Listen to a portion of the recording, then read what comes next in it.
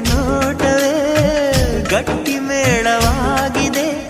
ರಾಗ ಎನ್ನಲೇ ಅನುರಾಗ ಎನ್ನಲೇ ಪ್ರೀತಿ ಎನ್ನಲೇ ಹೊಸ ಮಾಯೆ ಎನ್ನಲೇ.